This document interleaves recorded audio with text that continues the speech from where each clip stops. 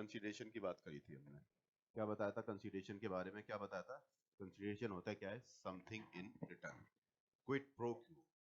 In other words बोल सकते हैं हम कि प्राइस फॉर द प्रॉमिस, है ना, प्राइस फॉर द प्रॉमिस, जो प्रॉमिस किया गया उसके बदले में जो प्राइस मिल रहा है हमको, वो क्या हो गया? हमारा कंसीडरेशन हो गया।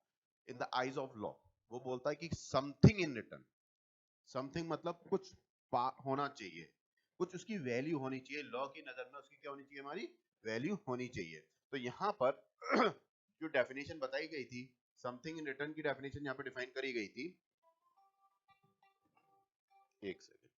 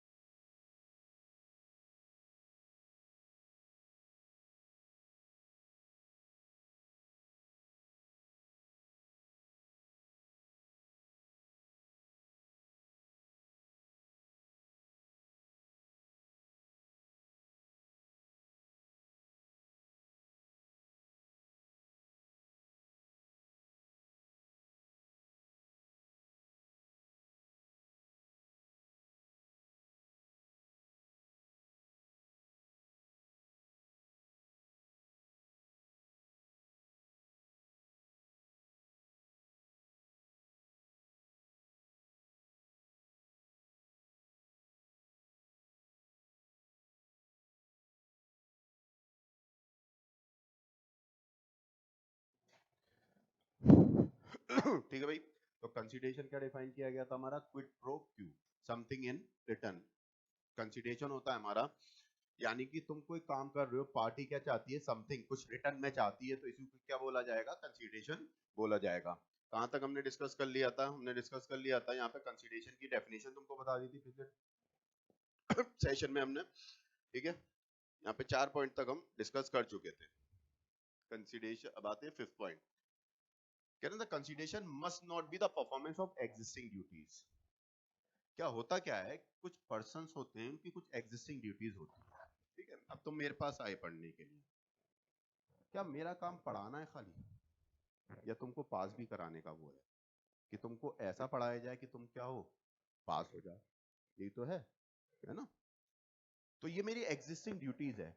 मैंने कहा भाई मैं पढ़ाने की फीस इतनी लेता हूँ और पास कराने की फीस इतनी लूंगा अलग से।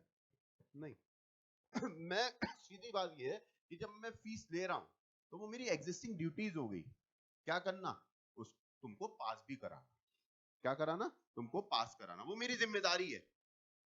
तुम पढ़ोगे राजी राजी, वरना गैर राजी पढ़ोगे। पढ़ाना मेरा काम है तो तुमको पास कराना मेरा काम है।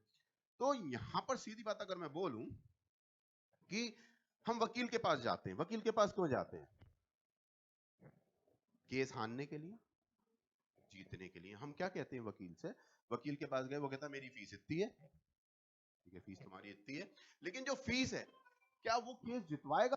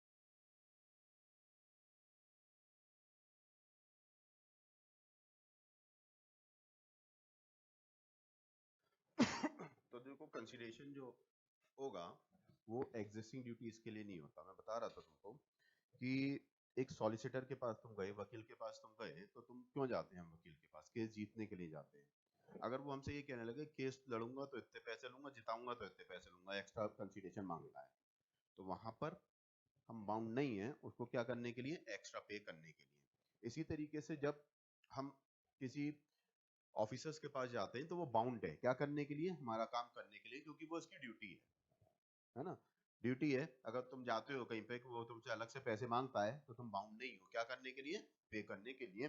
तो बोला गया यहाँ पे the existing duties includes legal obligation और कॉन्ट्रेक्चुअल ऑब्लिगेशन। दो तरीके की ऑब्लिगेशंस हो गई, कौन कौन सी हमारी, लीगल और कॉन्ट्रेक्चुअल। कह रहे fresh promise to perform the existing obligation, existing obligation को करने के लिए फ्रेश प्रॉमिस किया गया will be void for want of consideration। the consideration must not be the performance of legal obligation। Legal obligation है बंदे की, वो बाउंड है अपनी ड्यूटीज परफॉर्म करने के लिए, बाउंड है वहां पर हम यहाँ पर अलग से कंसीडरेशन उसको पे करने के लिए बाउंड नहीं है, हम पे नहीं करेंगे। The consideration must not be the something more than what the promises is already bound to do by the law. Already bound है वो करने के लिए, अब उसके बदले में वो अलग से कंसीडरेशन देने के लिए हम बाध्य नहीं है, बाउंड नहीं है। The performance of the legal duty is not a consideration for the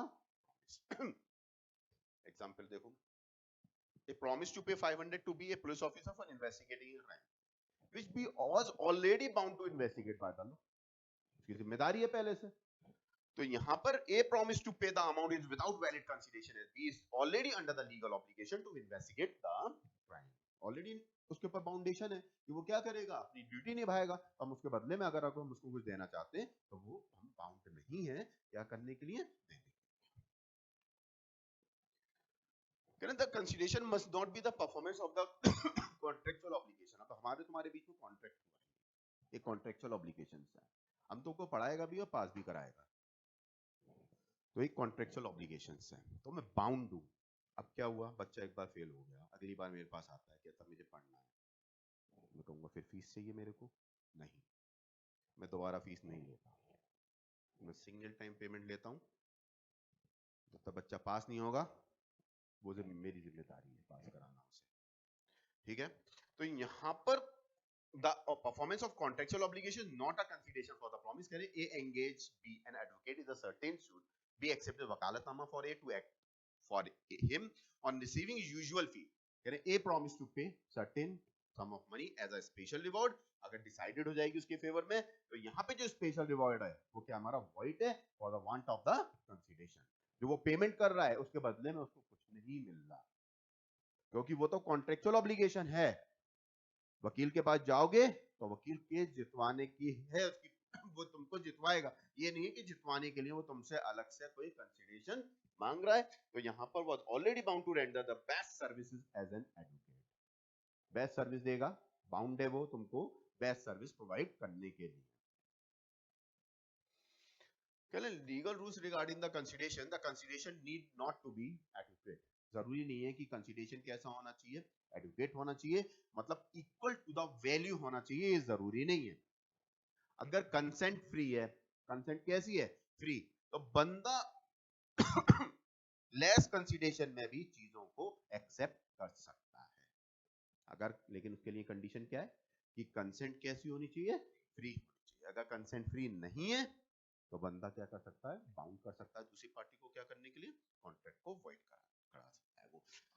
कह रहे contract is not void because the fact that the consideration is inadequate. कह रहे law simply require the contract should be supported by consideration. Consideration होना चाहिए so long as consideration exists and it is a some value, कुछ value होनी चाहिए। courts are not required to consider this adequacy, the adequacy of the consideration for the parties to consider at the time of the making the agreement, not for the court when it's out to be enforced। Example पढ़ोगे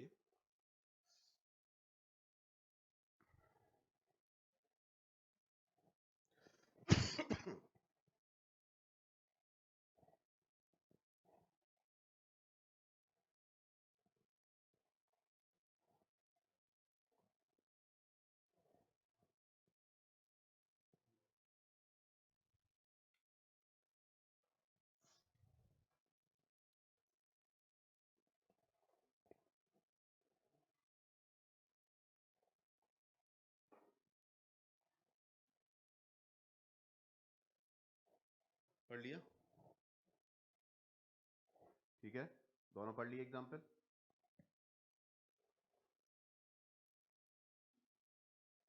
The consideration may be furnished by the promisee or any other person. मैंने तुमको case बताया था, चिन्हैया versus अमाया का case था, वही case है। कह रहे act which perform the consideration may be done by the promisee, या तो प्रोमिसी खुद कर सकता है या अदर पर्सन भी उसको पूरा कर सकता है। कह रहे ओल्ड लेडी थी, by a gift deed transfer certain landed property to be her daughter. B कौन है? उसकी डॉटर है। उसने प्रॉपर्टी किसके नाम कर दी? ओल्ड ने डॉटर के नाम कर दी। By the terms of gift deed B was required to pay a certain sum of money to C. ये कौन है? सिस्टर ऑफ ए।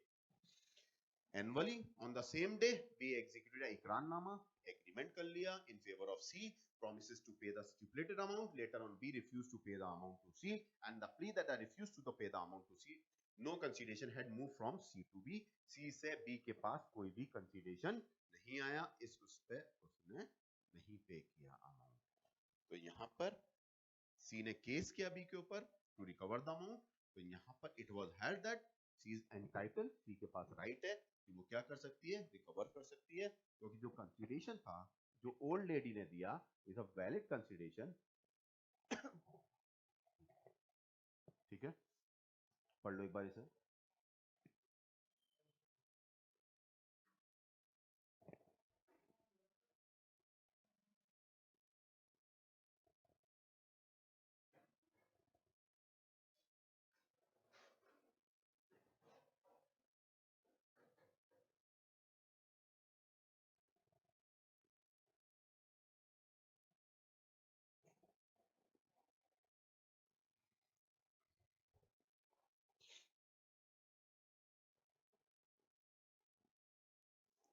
देखो कंसिडरेशन जो हो सकता है वो पॉजिटिव भी हो सकता है और नेगेटिव भी हो सकता है।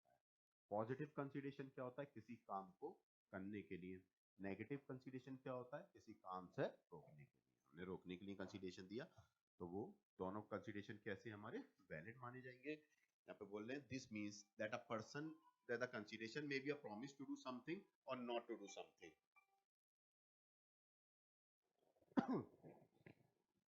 B requested A to sell to deliver to him certain goods on credit. A agreed to guarantee the payment of the price of the good which is A sell to B guarantee कर रहा है payment of price, selling of goods to A is B is the consideration for C promise, positive consideration है, guarantee दे रहा है payment की।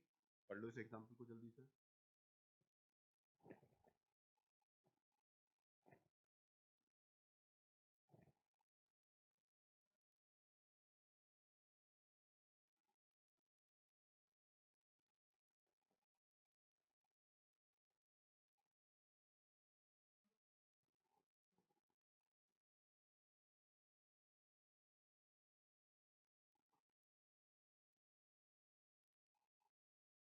पढ़ लिया?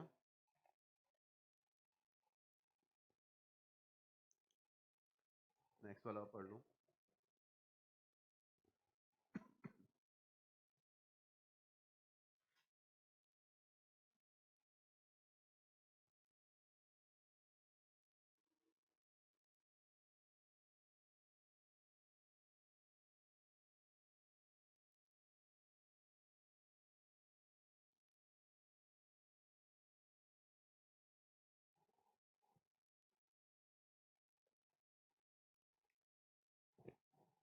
ठीक है, ये नेगेटिव टर्म्स पे है एग्जांपल, यानी कि क्या करने से रोक रहा है? केस फाइल करने से रोका जा रहा है। ठीक है, the consideration may be forbearance to sue, legal suit file करने से रोकना, उसके बदले में कुछ देना, ये भी क्या हो गया हमारा? कंसीडरेशन माना जाएगा। This means that the consideration may be the promise not to file a legal suit against the person A sold and delivered the goods to be on credit, उधार पे माल बेचा। सी आफ्टरवर्ड रिक्वेस्टेड, किसने request किया है? सी ने। Goods किसने बेचे? ए ने। किसको बेचे? बी को। किसको बेचे? बी को बेचे, क्रेडिट पे बेचे। यहां पर सी रिक्वेस्ट कर रहा है ए से। कौन रिक्वेस्ट कर रहा है? सी। किससे? ए से। Not to file a suit against B, for the recovery of the price of the goods for a year, एक साल तक वो क्या नहीं करे, रिकवरी के लिए केस फाइल ना करे। किसके लिए? एक साल तक रिकवरी के लिए केस फाइल नहीं करे। तो यहाँ पर then C will pay the price if B failed to pay, A agreed not to file a suit against B for a year। यहाँ पर forbearance to sue is the valid consideration। forbearance to sue क्या है यहाँ पे? valid consideration है। and C promise on the basis of above principle, compromise or is a valid dispute claim in composition with the creditor also a good consideration माना जाता है। compromise is enforceable in the eyes of compromise हो गया, तो वो भी enforceable होगा क्या? eyes of law।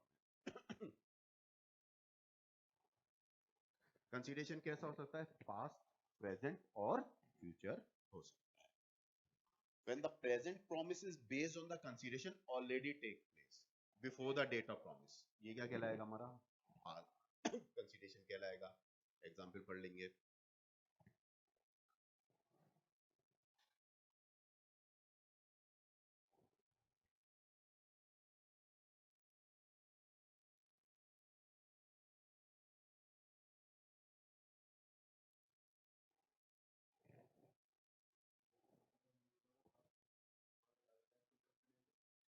English law नहीं पढ़ना।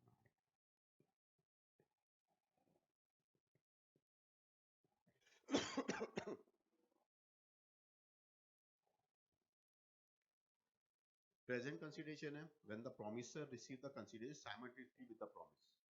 तुमने कैश सेल्स करी, कैश दिया, पेमेंट ले लिया, क्या हो गया? ये हमारा गुड्स ले लिया हमने, तो ये क्या हो गया? हमारा प्रेजेंट कंसीडरेशन आएगा। फ्यूचर कंसीडरेशन जो होगा फ्यूचर में होगा एग्जीक्यूटरी कंसीडरेशन है। एग्जांपल पढ़ लो दोनों के।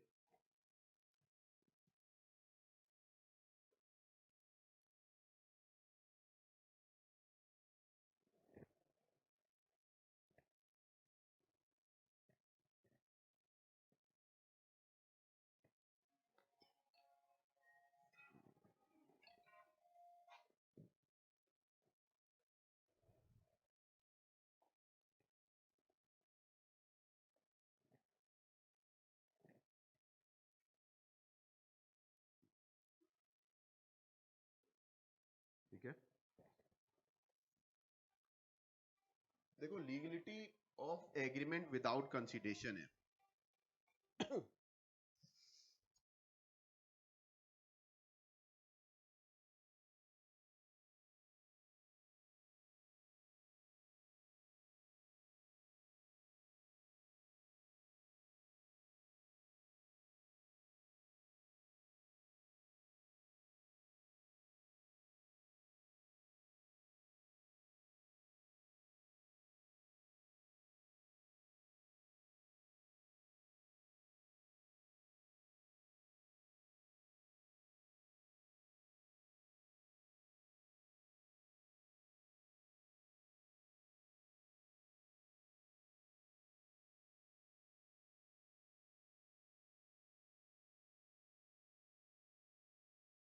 देखो तो legality of agreement without consideration, without consideration general rule क्या बोलता है हमारा कि विदाउट कंसीडरेशन एग्रीमेंट क्या होता है हमारा? वॉइड। विदाउट कंसीडरेशन क्या होगा? हमारा एग्रीमेंट वॉइड होगा। लेकिन इसके कुछ एक्सेप्शंस हैं। क्या एक्सेप्शंस हैं? कह रहे एग्रीमेंट जो है हमारा वो विदाउट कंसीडरेशन वॉइड है। कुछ exceptions to the general rule है। पहला बोल रहा है नेचुरल लव एंड अफेक्शन। सबसे पहले बात आती है नेचुरल लव क्या होता है और अफेक्शन क्या होता है। एक बंदे की मंगेतर थी फियांसे, उसने उससे प्रॉमिस किया अपनी मंगेतर से कि मैं तेरे को 2 करोड़ का हीरो का हार गिफ्ट करूंगा। ठीक है, नहीं करता वो, चलो मैं नहीं कर रहा, चल वो उठा के केस फाइल कर सकती है या नहीं? क्या उनके बीच में बड़ी मोहब्बत थी, ऐसे एक दूसरे की नसें काट लेते थे, हाथ पैर काट लेते थे अपने? तो अब बताओ क्या उनके बीच में नेचुरल लव एंड अफेक्शन है? नहीं, कुछ बोलो। नहीं है, नेचुरल लव नहीं है, फिर वो क्या है? नसें काटते रहे। छपरी नेचुरल लव एंड अफेक्शन नहीं है।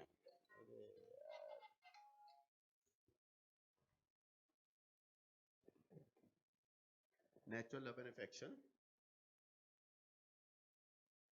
नहीं है, दोनों की शादी हो गई, अब एग्रीमेंट हुआ कि मैं तेरे को 2 करोड़ का हीरे का हार प्रोवाइड करूंगा, बड़ी मोहब्बत है साहब। फिर आ गई नौबत लड़ाई की, जब ज्यादा मोहब्बत होती तो लड़ाई भी होती लड़ाई हुई, खूब गुत्तम गुत्ता चल रही है, दोनों अलग अलग हो गए।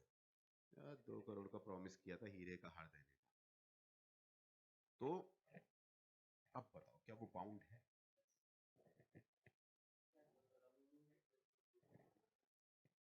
नेचुरल लव एंड अफेक्शन अब उनके बीच में नहीं,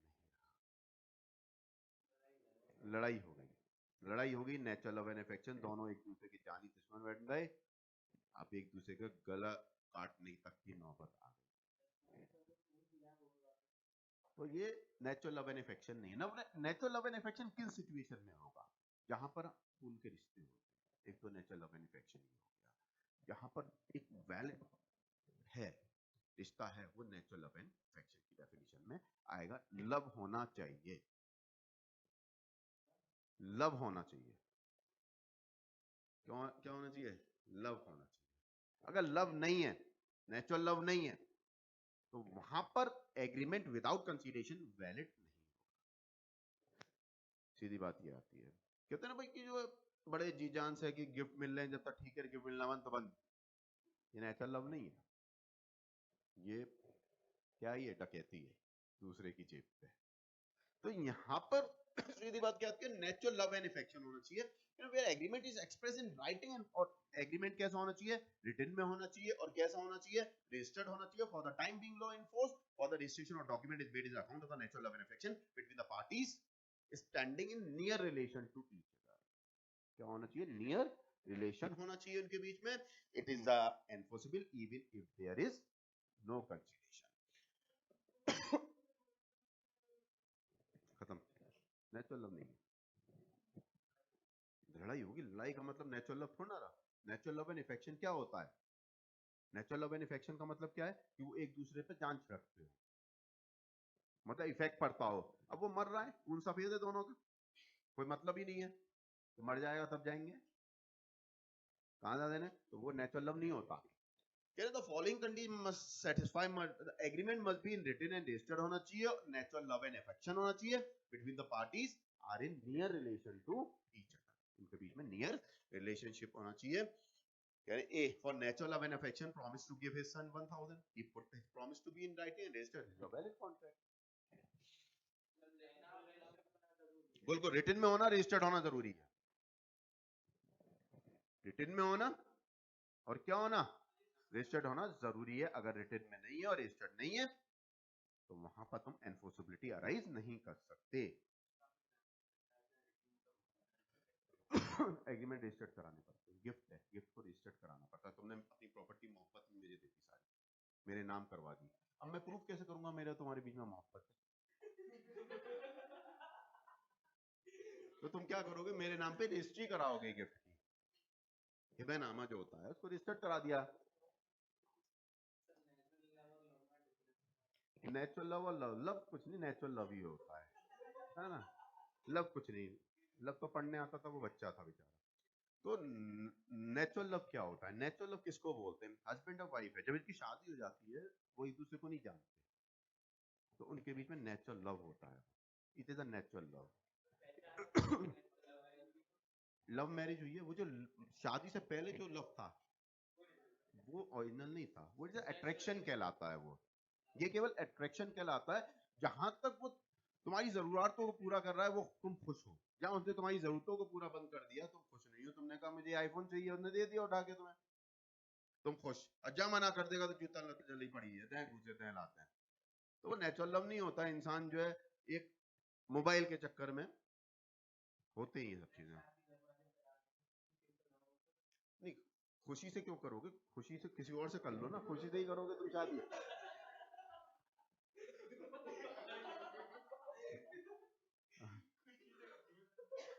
तुम खुशी से करना चाहते हो तो खुशी से कर लो, घर वालों तो क्या, तो मुझे खुशी से करनी है शादी। मिल जाएगी, तलाश जारी रखो। ठीक है, अब बात आती है पास वॉलंटरी सर्विसेज। अब कुछ दिन पहले की बात है, एक लेडी जा रही थी यहाँ से, उसके पर्स में 2 लाख रुपए थे। चोट्टा आया लेके भागा, कैफ ने देख लिया, कैफ ने देख लिया और कैफ ने छीन के छोटे से पर्स और दे दिया लेडी। लेडी खुश।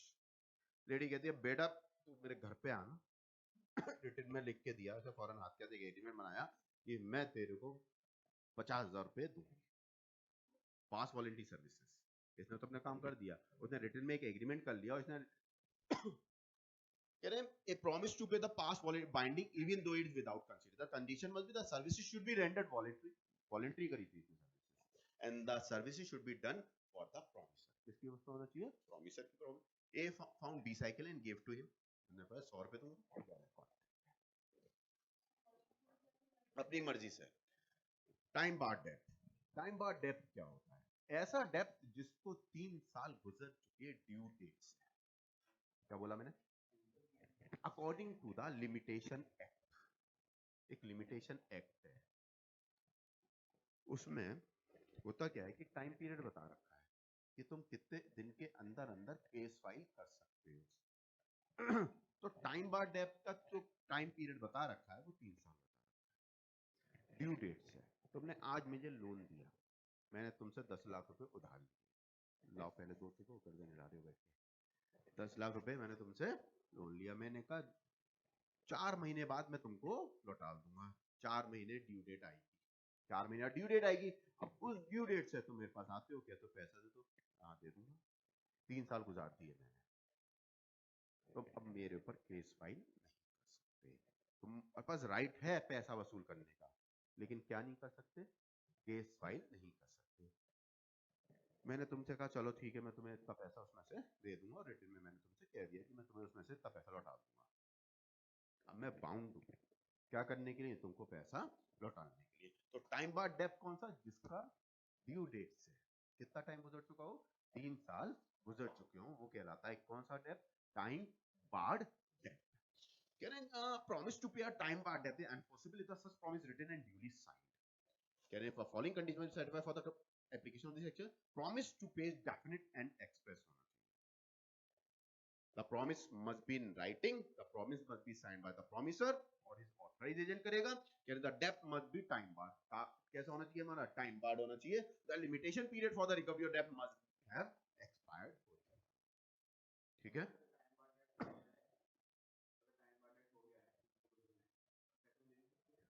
नहीं केस फाइल नहीं कर सकते, पैसे रिकवरी कर सकते। मैंने तुमको उधार दिया पैसा, 3 साल गुजर गए, तुम दे नहीं रहे, मुझे एक दिन गुस्सा आया, मैं तुम्हें घर से उठा लाया, तो अल्लाह पैसा दूंगा पहले तब छोड़ूंगा। मेरे अंदर दम होना चाहिए वसूल करने का। रिकवरी रिकवरी का वो होना चाहिए, रिकवरी एजेंट होते हैं इसके लिए। इसमें रिकवरी एजेंट होते हैं, प्रॉपर रिकवरी एजेंट होते हैं। बैंक वाले भी रिकवरी एजेंट रखते हैं। जो लोग पैसा नहीं देते उनके पास बार बार कॉल आती है, देखा, और जो बार बार उनसे कहा जाता है पेमेंट करो पेमेंट करो, तुम्हारा केस करेंगे, भले ही नहीं होगा, लेकिन फिर भी डराया जाता है कि केस कर देंगे। तो वो रिकवरी का वो होना चाहिए, तुम्हारे पास राइट है पैसा रिकवरी करने का, लेकिन तुम स्यू फाइल केस फाइल नहीं कर सकते। ऐसी सिचुएशन, इतना डिफरेंस आएगा। अब पैसे वो तुम्हारे अंदर जज्बा होना चाहिए, तुम रिकवरी कर सकते हो बस। जब पैसा देते हो तो रिकवरी का भी होता है। और बताता हूँ उसके बाद, गिफ्ट एक्चुअली मेड। अभी लिखाया नहीं है, रह गया है वो। Gift actually made. Gift gift हम किसको देते हैं? मुझे दोगे? अपनी प्रॉपर्टी मेरे नाम लिखोगे? नहीं करोगे ना। तो गिफ्ट किसको दोगे? अपने नियर रिलेटिव्स, रिश्तेदारों को। भाई, एक भाई ने दूसरे भाई के नाम प्रॉपर्टी कर दी, ऐसा होता है, हो जाता है इन जनरल।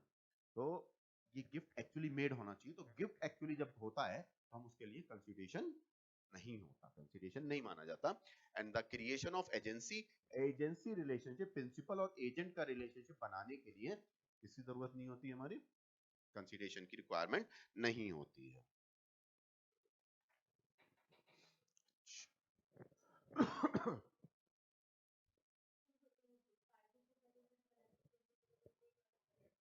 हाँ वही एजेंट, वही ठीक है, देखो उसके बाद आती है प्राइवेटी ऑफ कॉन्ट्रैक्ट और स्ट्रेंजर टू कॉन्ट्रैक्ट।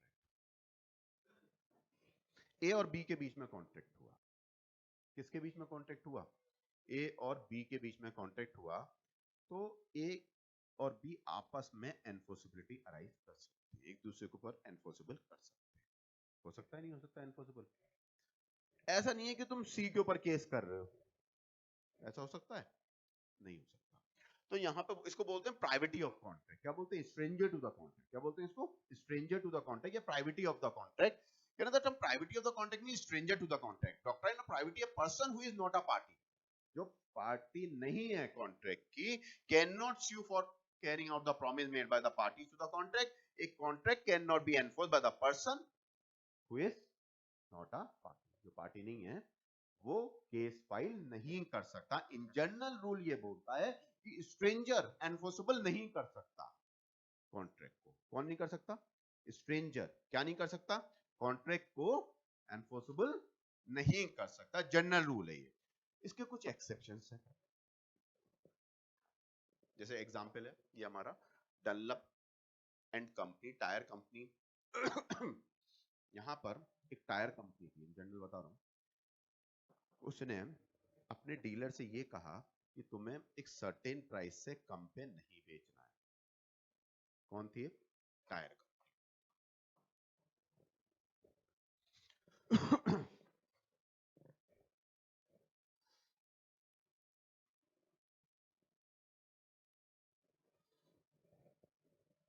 सपोज करो एक टायर कंपनी ए थी, उसने अपने डीलर डी से कहा कि तुम्हें एक सर्टेन प्राइस से कम पे नहीं बेचना है। इन दोनों के बीच में एग्रीमेंट हो गया। डी ने अपने सब डीलर बनाया और उस बंदे से बोला, सी उससे बोला कि तुम एक ए ने डी से बोला था, किसने बोला? ई ने डी से बोला, डीलर से बोला कि तुम्हें क्या नहीं करना है? सर्टेन प्राइस पे सोल्ड नहीं करना है, सर्टेन प्राइस से कम पे सोल्ड नहीं करना है। डी ने अपना सब डीलर बनाया और उसको गुड्स दे दिए बेचने को। उसने क्या किया? सब डीलर ने कम प्राइस पे बेच दिया। उसने भी ये बोला कि तुम्हें सब कम प्राइस पे नहीं बेचना है। किससे? किसने बोला? डी ने। किससे बोला? सब डीलर से। ए ने किससे बोला था? डी से। किसके बीच में कॉन्ट्रैक्ट हुआ था? ए और डी के बीच में। और किसके बीच में हुआ था? डी और सी के बीच में। यहाँ पे डी ने भी इससे बोला था कि तुम्हें सर्टेन प्राइस पे नहीं बेचना है। सी डी ने क्या किया? उस प्राइस से कम पर बेच दिया गुड्स को, उस प्राइस से जो प्राइस डिटरमाइन था उससे कम पे बेच दिया। ए ने इसके ऊपर केस फाइल कर दिया, सी डी के ऊपर केस फाइल किया। पार्टी कौन थी कॉन्ट्रैक्ट की? A D. और दूसरे कॉन्ट्रैक्ट की पार्टी कौन थी? डी। डी इसके ऊपर केस फाइल कर सकता था, ए नहीं कर सकता, क्योंकि it's stranger to the contract. कौन है वो? Stranger to the contract. तो यहां पर वही बताया जा रहा है इस वाले केस में कि डनलप एंड कंपनी, एक टायर कंपनी थी, सर्टेन टायर सोल्ड करे किसको? डी को, होलसेलर को, and secured the agreement from D not to sell the tyre to other trader below the Dunlop list price. उस प्राइस से, लिस्ट प्राइस से कम पे वो नहीं बेचेगा। A further condition was also imposed that any retailer to whom D were resupplied the tire should also promise not to sell the tire to the public। वो अगर किसी और बंदे को भी बेचता है तो वो भी बिलो प्राइस से नहीं बेचेगा। डी ने टायर बेचे सेल्फ्रिज एंड कंपनी को, उसने एग्री किया, agree to not to sell the tyre to the public below the Dunlop list price. उससे कम पे नहीं बेचेगा। But Selfridge and company sold the tyre Dunlop की लिस्ट प्राइस से उसने कम पे बेच दिए। जब डनलप ने उसके ऊपर केस फाइल कर दिया, किसके ऊपर? सेल्फ्रिज एंड कंपनी के ऊपर। तो यहाँ पर for damage of the breach of contract, Dunlop and company action to recover the damage of Selfridge and company failed as Dunlop and company the stranger to the contract. Contract किसके बीच में था? Wholesaler के और Selfridge and company के बीच में। और case file कौन कर रहा है? Dunlop and company. किस पे कर रही है? सेल्फ्रिज पे। तो यहाँ पर वो उसके ऊपर केस फाइल नहीं कर सकता था। क्यों नहीं कर सकता था? क्योंकि वो क्या है? Stranger to the contract. ठीक है, कुछ एक्सेप्शंस हैं इसके। ख्वाजा मोहम्मद अली खान वर्सेस हुसैनी बेगम का केस बताता हूं पहले। किसका केस? ख्वाजा मोहम्मद अली खान वर्सेस हुसैनी बेगम।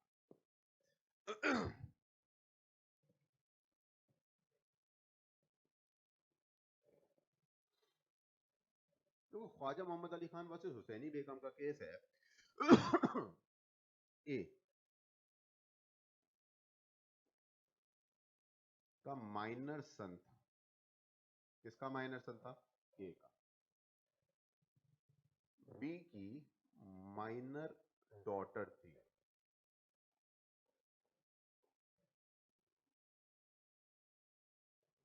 ठीक है। ए का कौन था? माइनर सन। और बी का कौन था? Minor daughter. ए और बी के बीच में कॉन्ट्रैक्ट हुआ, ये दोनों ने की शादी कर दी और ये एग्रीमेंट किया कि ए जो है इसको, मतलब अपने बेटे की बीवी को 500 रुपए पर मंथ पे करेगा फॉर खर्चा पानदान, पॉकेट मनी जिसको बोलते हैं ना आजकल, उसमें पॉकेट मनी पे करेगा। ठीक है। दोनों की शादी हो गई। शादी होने के बाद दोनों के बीच में लड़ाई हुई, वो अपने घर चली गई। ए ने पैसा देना बंद कर दिया। ए ने किसको पैसा देना बंद कर दिया? अपने बेटे की बीवी को पैसा देना बंद कर दिया। उसने उठा के केस फाइल किया। कोर्ट ने डिसीजन दिया ये बाउंड है, क्या करने के लिए? पे करने के लिए। ये जबकि क्या है, ये स्ट्रेंजर टू द कॉन्ट्रैक्ट है। कौन है ये? स्ट्रेंजर। कॉन्ट्रैक्ट किस किस के बीच में हुआ था? ए और बी के बीच में हुआ था। किस किस के बीच में हुआ था? ए और बी के बीच में। और केस फाइल कौन कर रहा है? डॉटर जो है। किसके ऊपर? ए के ऊपर। तो ये स्ट्रेंजर है, फिर भी केस वैलिड है। It is exception to the general rule. क्या ये जनरल रूल का एक्सेप्शन है? क्या एक्सेप्शन है? कि अगर किसी के बेनिफिट के लिए कॉन्ट्रैक्ट बनाया जाता है, किसके लिए? ट्रस्ट और बेनिफिट के लिए कॉन्ट्रैक्ट बनाया जाता है, तो वो क्या होता है? हमारा वैलिड है, उसमें स्ट्रेंजर कर देता है, केस फाइल कर सकता है। ट्रस्ट और चार्ज एक्सेप्शन है किसका? प्राइवेटी टू द कॉन्ट्रैक्ट का। स्ट्रेंजर टू द कॉन्ट्रैक्ट का एक्सेप्शन है कि where the benefit is given to the person who is not a party to the contract, the benefit is given by the creating a trust or charge in favor of such person, the beneficiary under the trust or charge। जो beneficiary होगा वो क्या कर सकता है? Case file कर सकता है। कौन कर सकता है? बेनिफिशियरी केस फाइल कर सकता है। And for the contract even though is not a party, वो पार्टी नहीं है, लेकिन फिर भी क्या कर सकता है? केस फाइल कर सकता है। समझे नहीं समझे? तो ये किसका एक्सेप्शन है? प्राइवेटी टू कॉन्ट्रैक्ट का एक्सेप्शन है। क्या एक्सेप्शन हुआ? पहला ट्रस्ट और चार्ज। केस कौन सा है? ख्वाजा मोहम्मद अली खान वर्सेस हुसैनी बेगम। मैरिज सेटलमेंट, पार्टीशन और अदर फैमिली अरेंजमेंट। तो में क्या होता है कि कुछ मैरिज सेटलमेंट होते हैं, जैसे जो एक जॉइंट लोग रहते हैं, तो वहां पर जब जॉइंट बिजनेस होता है, कौन सा बिजनेस होता है? जॉइंट बिजनेस होता है लोगों का, तो वहां पर जो लड़कियां होती हैं उसका जो शादी का कार्यक्रम होता है वो कहाँ से किया जाता है? जॉइंट बिजनेस में खर्चा किया जाता है। तो एक प्रोविजन बना के रखते हैं कि भाई लड़कियों की जब शादी होगी तो उसमें से खर्चा करेंगे, या जो भी खर्चा होगा मिक्स पूरा बिजनेस में से पैसा निकाल के खर्चा किया जाता है। तो वो जो मैरिज सेटलमेंट हो गए, पार्टीशन हो गए, अदर फैमिली अरेंजमेंट है, ये भी एक्सेप्शन टू द है। यानी sometimes an agreement is made in connection with the marriage, partition, other family arrangement and the provision made for the benefit of the some person, such cases person for whose benefit is provision is made enforce कर सकता है। क्या कर सकता है? Agreement को enforce कर सकता है। एग्जाम्पल पढ़ोगे इसका? एग्जाम्पल पढ़ लो भाई।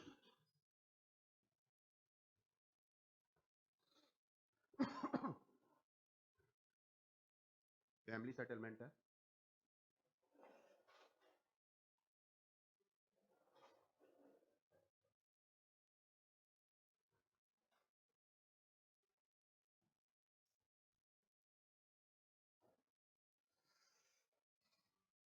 पढ़ लिया? Acknowledgement of payment. पहले एग्जाम्पल बताता हूँ इसका, फिर बात करूंगा।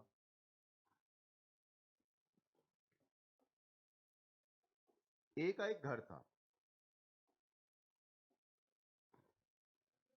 इसने बी को बेचा।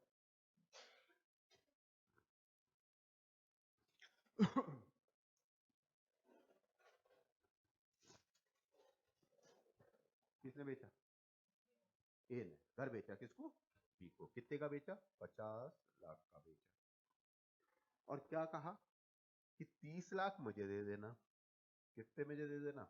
30 लाख। और बाकी 20 लाख मेरा एक क्रेडिटर है सी, उसको दे देना। बी एग्री हो गया। बी एग्री हो गया इस तरीके से पेमेंट करने के लिए। इसने 30 लाख किसको दे दिए? ए को दे दिए। बाकी 20 लाख किसको पे करना है? सी को। इतने में ए की डेथ हो गई। इसका मन बदल गया, मन में बेईमानी आ गई, कहता मैं इसको क्यों पे करूं। इसने एक्नॉलेजमेंट ऑफ डेथ किया था। अब सी इसके ऊपर केस फाइल कर सकता है। क्यों केस फाइल कर सकता है? क्योंकि इसने एग्री किया था क्या करने के लिए? पे करने के लिए। एक्नॉलेजमेंट ऑफ पेमेंट है। क्या है ये? एक्नॉलेजमेंट ऑफ पेमेंट, यानी कि ये बाउंड है क्या करने के लिए? सी को पे करने के लिए। ये कहलाता है क्या? Acknowledgement of payment, where the terms of the contract party is required to payment to the third person and the party acknowledges the payment. Party acknowledges कर रही है the third party person or constitute himself as the agent of the third person. Third person can recover the amount of such party. Third person क्या कर सकता है यहाँ पर? Recover कर सकता है। बहुत इंपॉर्टेंट टॉपिक चल रहा है, ध्यान रखना, ये तुमको याद करना है। बी ने क्या किया था? एक्नॉलेजमेंट कर लिया था कि हाँ मैं एग्री हो गया था पे करने के लिए। सी यहाँ पर केस फाइल कर सकता है इसके ऊपर। नहीं बताया था ना, ऐसे थोड़ा ना कि मेरे 20 लाख रुपए मैं ऐसे ही छोड़ दूंगा एक ऊपर। और किसी को बताया था कि बी से ले लेना, तुम बी देगा तुमको। सी ए से मांगेगा, बी एग्री हो गया देने के लिए तो पे करेगा ये। जब एग्री हुआ एक्नॉलेजमेंट उसने कहा मैंने तो उसे दे दिए थे, तूने क्यों नहीं दिए उससे? अब ए जिंदा है लेकिन 30 लाख इसे आ गई, ये राजी हो गया था ना 20 लाख पे करने के। 20 लाख तो इसी के पास है ना इसका अमाउंट, और ये एग्री भी था पे करने के लिए, तो इससे रिकवर करेगा। हाँ बी से मांगेगा सी, जब वो एक्नॉलेजमेंट कर लिया उसने कि मैं पे कर दूंगा, जाहिर सी बात है।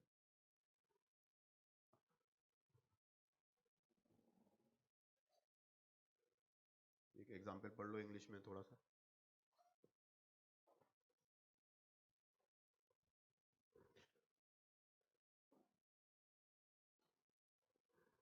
ठीक है, यही था।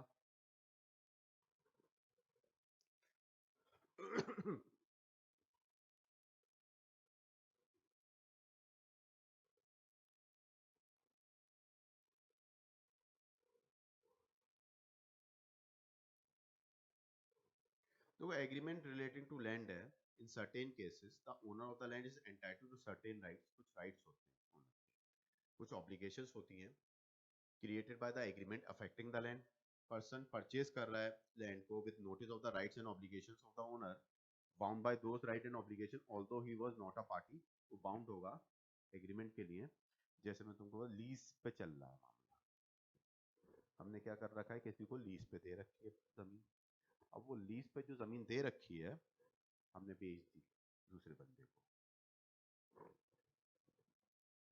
लीज पे क्या होता है कि हम एक लॉन्ग टाइम के लिए किसी पर्सन को रेंट पे जैसे देते हैं ना, लमसम पेमेंट लेके लीज पे दे देते हैं। उसको पट्टा बोला जाता है, पट्टा। पट्टे पे उठा दी जमीन। तो अब हाँ नहीं, पूरा पूरा पैसा ले लेते हैं एक साथ। मैंने 20 साल के लिए किसी को जमीन दे दी, कोई जगह दे दी, 20 साल का पूरा अमाउंट में इकट्ठा रिकवर ले, या पार्ट में भी ले सकता हूँ, पार्ट में भी ले सकता हूँ, इकट्ठा भी ले सकता हूँ। मैं जमीन को बेचना चाह रहा हूँ तो मैं बता दूंगा कि मैंने ये लीज पे किसको दे रखी है, दूसरे पर्सन को दे रखी है। तो जो खरीदेगा उसके नॉलेज में रहेगा कि लीज पे अभी उठ हुई है जमीन, ये राइट। कौन से? हाँ वो तो डिडक्ट होंगे वो दोनों के बीच में। कॉन्ट्रैक्ट थ्रू एजेंट, एजेंट के थ्रू कॉन्ट्रैक्ट होता है।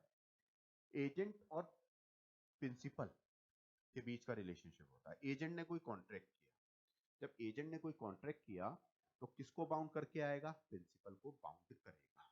किसको बाउंड करेगा? प्रिंसिपल को बाउंड कर देगा वो। क्यों? जो भी अथॉरिटी है उसके पास, एजेंट के पास, within the business, business के अकॉर्डिंगली उसके लिए कौन बाउंड होता है? प्रिंसिपल बाउंड होता है। ठीक है, हाँ। Holder in due course of negotiable instrument. सुना है कभी नेगोशिएबल इंस्ट्रूमेंट तुम लोगों ने? नेगोशिएबल इंस्ट्रूमेंट क्या होता है? नेगोशिएट तो ये होता है बार्गेनिंग करना।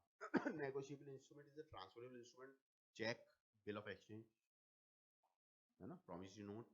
It is a negotiable instrument जो कि इजीली ट्रांसफरेबल हो जाता है एक पर्सन से दूसरे पर्सन के में। इसको बोला जाता है नेगोशिएबल इंस्ट्रूमेंट। और negotiable instrument in holder in due course. Due course का मतलब क्या है? जिसने गुड फेथ में for value receive negotiable instrument लिया। एक चेक था,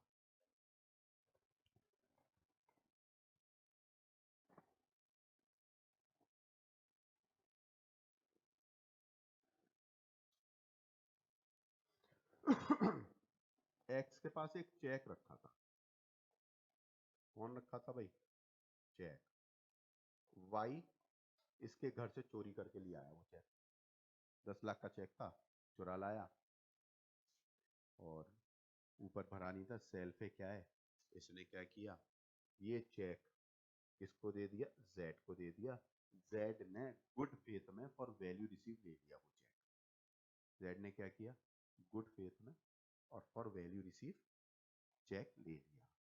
तो जेड कौन हो गया? Holder in due course. Z कौन हो गया?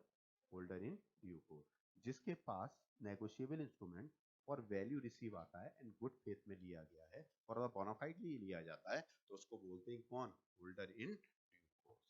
ठीक है, ठीक है, ये चैप्टर तुम्हारा कंप्लीट है। इसको तुम्हें तैयार करना है, याद करना है इसको।